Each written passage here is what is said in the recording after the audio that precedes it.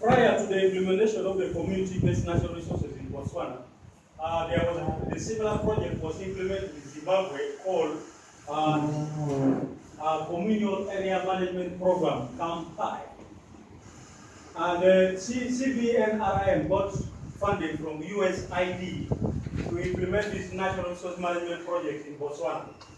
And the implementation of the natural community-based natural resources in Botswana was implemented through the Department of Wildlife and Conservation.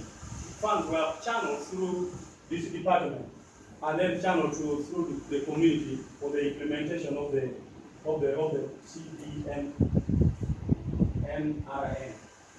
So under this program, local communities were located for community management area, and they were given quotas. Every year they would give them annual quota.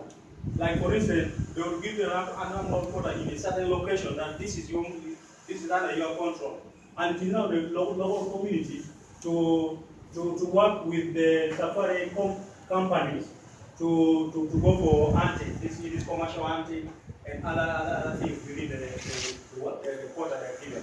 And there were CBOs in different locations that were given these quotas annually to manage it. So this arrangement encouraged the private sector to operate tourism enterprises. But when they operate in tourism enterprises, they took into consideration the needs of the local community. And because to make it different from the top-down approach of the government. So now my colleague will come and go through how this community-based natural resources conform to the seed scale model that we are working with. So Madam Martha, you're welcome. Thank you, my colleague Vincent. Good afternoon, everyone. Good afternoon, colleagues. Yes. I'm taking on from how communities, how this particular case study conform to the seed scale model. During the revision, when we were reading this case study, we realized that the case study took into consideration the 4 principles of the seed scale. And in this case, we realized that the community success were taken into consideration, and in this case, they were building on them. In this case, we are looking at the wildlife that existed there as a natural resource in that particular area of Ngami as a district. And communities in this particular place worked together with the safaris companies that existed within that area. So that was really nice to see that the aspect of 4 principles was captured within the seed scale. Now, there was a 3-way partnership in this particular model. Communities worked together with the government, with the private sector, and they implemented the program through the Department of Wildlife and National Parks. So we really liked it because the communities were also having some responsibility. The private sector had their own responsibility, and the government would come with policies, for example. Under the 3-way partnership, the local communities were located with community management areas in quotas, of wildlife commercial hunting. So they were also free to do the hunting there. They were not excluded. And in this particular program, the private sector was encouraged to operate a tourism enterprise in a manner that took care of the community needs, Still, it was not like it was their own thing they needed to benefit without what? Including the community. So they took care of the community needs. The government came in by giving a number of policies and guidelines, that shaped the whole program implementation. And for example, the tribal grazing area land policy was an example where government came in during this partnership. The element 3 of learning from others was continued and considered in this Botswana case study. Now we remember my colleague was explaining about the experience that they got from Zimbabwe, the campfire experience. So this is very important. Whenever we are doing something, that we consider other experiences So this particular case of Botswana took into consideration experiences elsewhere. 5 criteria was also seen in this case study, especially criteria 2 of sustainability, where values, environment, and economics, when new communities were managing and using the wildlife, it became like a building block for them, to decentralize and get into wider services. Here, the new safari operators also had access to many rich wildlife areas through partners with the local one, with the local community. Now, criteria 1 of inclusiveness of ethnicity and diversity, such as election of village members to CBOs. Now, here, they had to organize themselves in such a way that everyone was involved and was included.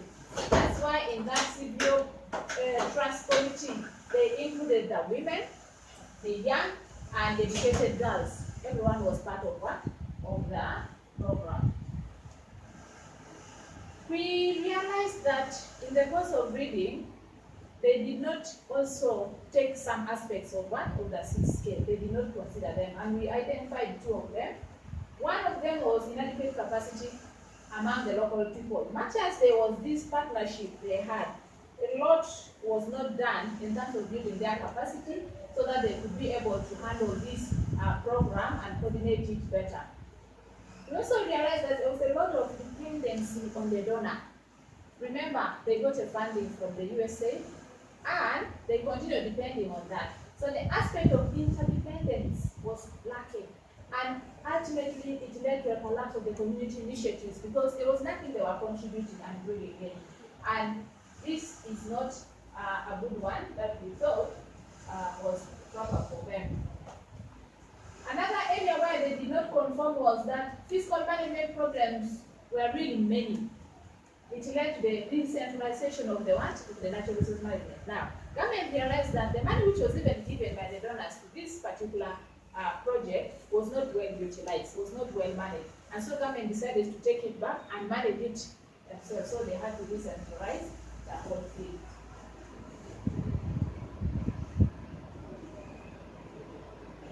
And would like to say that in our conclusion, we can say the Botswana case study is really a good success story for Africa, especially on community-based natural resources that was implemented in that particular district, Mainland.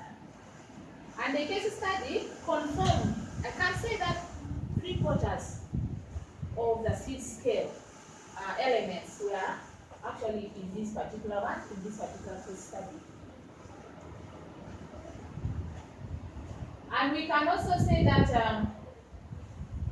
to some little extent, the case study did not conform to the what? The scale element, especially of sustainability.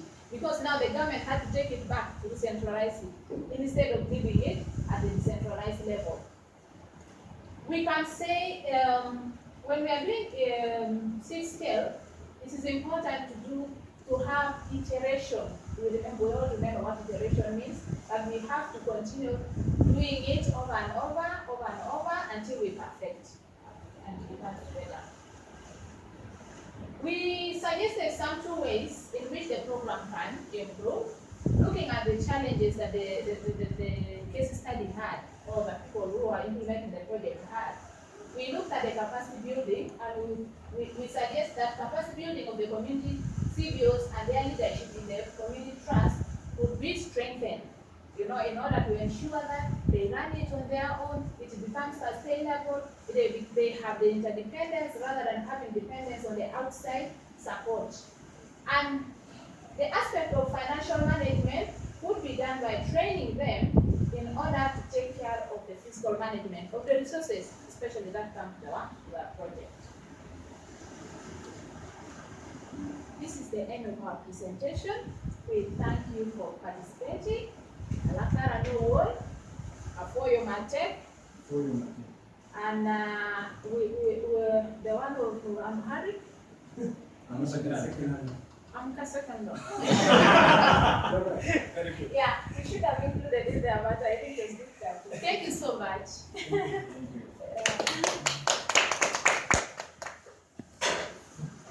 Kids?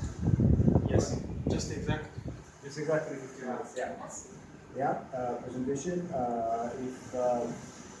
The floor is open for questions. There is no if. I need to provide some details in some certain things. I remember in your recommendation, if you go back to this for the way forward, I'm very much skeptical about the use of capacity building. Specifically, what I believe is that in the community there is already a capacity that's existing. Either it is from individual level or from community level. So instead of building some capacity, maybe we can say like advancing or capacity development, where let us say, for example, maybe like if the community have some other ways of conserving the natural resources, they already have a capacity that exists. That's one of the basic points. The second one I was very much surprised about is training not part of capacity building. When you look at it from the, of course, it's part of the business I need. So I recommended that you may classify about the institutional capacity from institutional level, from individual level, then training can be part of individual level. So nothing else. Thank you by the way. Thank you very much for your supplement to the improvement plan. The issue here is that the communities have their own leadership. However, the capacity we are referring to here is for the CBOs that have been formed, because the areas of capacity building is the financial management, things to do with the accountability of the fund. Because from this project, when we were evaluating this project, it reached some extent where the managers, the leaders of the CBOs were mismanaging funding, and they were allocating funding for themselves and then for the officials of the CBOs. So if they lacked actually the skills of financial management and then the skills of providing accountability to their own constituencies, but their constituencies, including the members of the CBOs and their communities. So this is an area where we thought, in future, if you are going for CB, community-based natural resource management program, we need to take into consideration that CBOs that are formed are trained. They have the full capacity. Thank you. I was wondering that My question is simple, but I want to get a reason why. Why did you go to Botswana, Southern Africa, while we are operating here in Eastern Africa? Why you went to Botswana to busy states? That was a case study one given actually by the teacher in this particular module, and also because it represents Africa. Yeah, natural resource, community-based natural resource management in Africa. It's like a case study that represents the continent. Thank you. Presentation was very good. Very good presentation. Well, you've ample time if you wanted to say more things. I like the layout because in communication it's very important. You may think it's an ordinary thing. When you use a PowerPoint, you have to use it wisely as well. You didn't force us to read into your notes because you have at least maximum of 2 messages. That's very good, and the message was very clear and then clearly summarized. So thank you very much. And that's it. Yeah, that's it.